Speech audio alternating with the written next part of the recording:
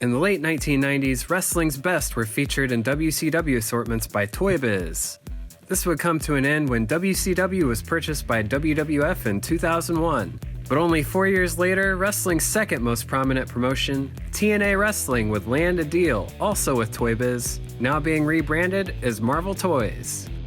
TNA's Impact Wrestling figures offered a more realistic alternative to Jack's Ruthless Aggression line and appealed to the former WCW collectors due to their similar style and size.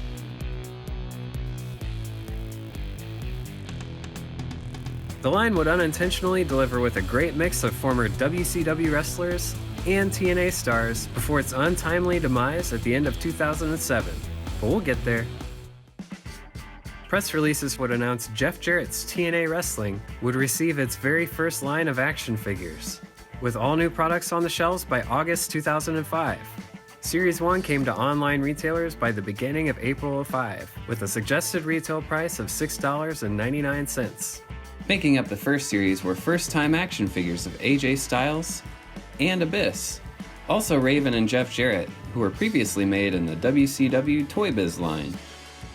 By the summer, the line picked up steam with Series 2, 2-Pack Series 1, and the six-sided ring.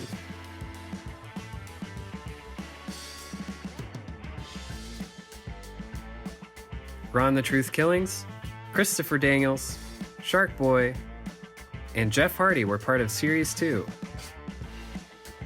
2-Pack Series 1 was a great assortment, with tag teams in America's Most Wanted,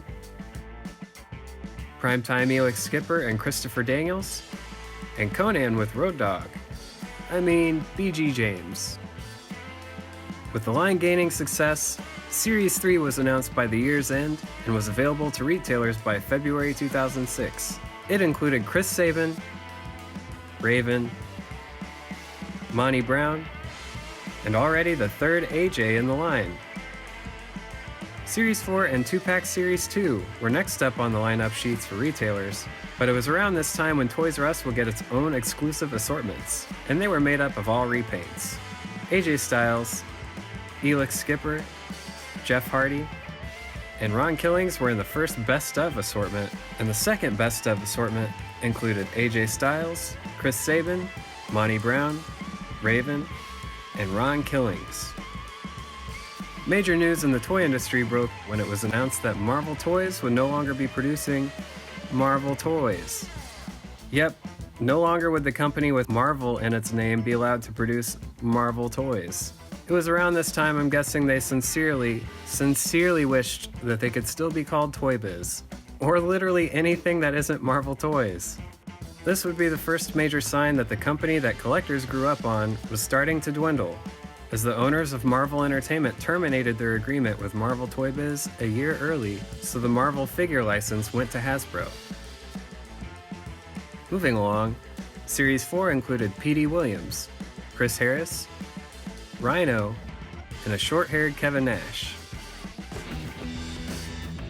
2-Pack Series 2 took a different approach and went with enemies rather than tag teams, including AJ Styles and Samoa Joe, Jeff Hardy and Abyss, and Jeff Jarrett and Monty Brown. What you probably wouldn't have expected from this, or any series, they each came with a CD-ROM. 2 more ring sets were made for the wrestlers. AJ Styles with a Champion X ring, which included a catapult and X Division title, and also, based on the popular 6 Sides of Steel match, this ring came with a cage to ensure Christian stays in the ring. Sorry, Christian. Paired with the Lockdown ring were Lockdown 2-Packs. Sting versus Jeff Jarrett, and Raven versus Sabu! And a recently reunited tag team in the New Age Outlaws. Voodoo Kin Outlaws. The Voodoo Kin Mafia men.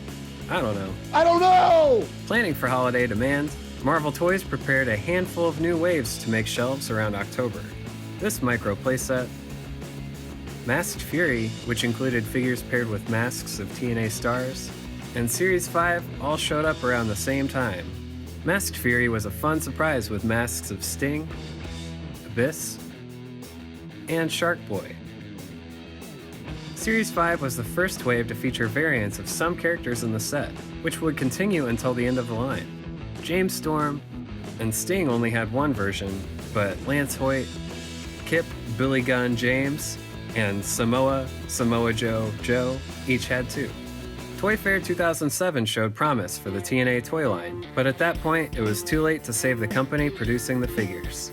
Pretty much the rest of the figures Marvel Toys would release and not release would be shown at this event. Series 6 was the first to hit stores after Toy Fair, including Christian Cage in removable gear, and two versions apiece for Alex Shelley, Jay Lethal, and Sanjay Dutt. Wave 7 came next around April 2007 with Brother Devon Dudley, Sting, Matt Bentley, Robert Bobby Roode in red and black, and Scott Steiner also in red and black. Scott Steiner wins coolest figure of the assortment with a trademark mesh head accessory that he became synonymous with, and a real improvement over his WCW figures. June 2007 saw a 2-pack Series 4, known as Rivals, based on feuds from TV. Christian Cage vs. Rhino, Chris Sabin vs. Kevin Nash, and Christopher Daniels against Homicide made up the set. Also manufactured was another TNA ring, this one celebrating the Ultimate X-Style wrestling match, and paired with an exclusive Christopher Daniels. If you don't count the 12-inch TNA figures that released in the summer, the final release series came next in July 2007 with Series 8.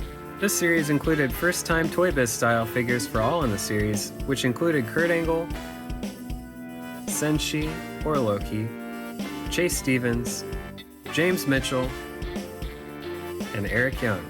Unfortunately, that was the end of what would be available to collectors. If you're into being teased, you can drool over what could have been Series 9. Hernandez, Sting, Kurt Angle, and Abyss would have been part of the series, and each would have included a Build-A-Figure piece to create Tracy Brooks. And if you need more things to be upset about, here's a look at some other unreleased TNA figures.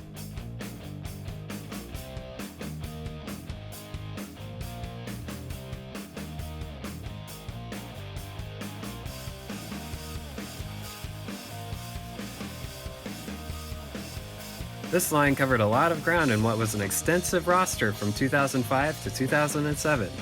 In retrospect, it's now clear that AJ Styles is to TNA Impact what Hulk Hogan was to WCW, and Marvel Toys highlighted that fact.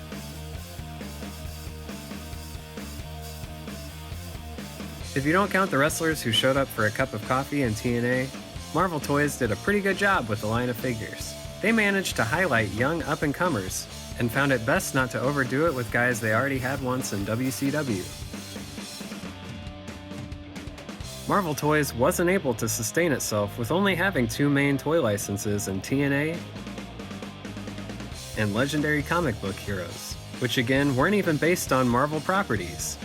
It's hard to say what would have come next from the relationship with Marvel and TNA if Marvel didn't go under, but it likely would have included that Bully Ray figure and that would-be first and only knockout in the line, Tracy Brooks. Jakks Pacific announced in January 2008 that it had acquired the license to produce TNA figures when their license with WWE figures ran out in January 2010. As for Marvel Toys, TNA Impact was the last line of figures they developed, and by April 2008, their website was inactive. Hey, that's all folks. If you like action figure history, be sure to check out and subscribe to our channel. Grab yourself a deal from our figure shop, or check out our figure database where you can search by character, line, or deep dive by company.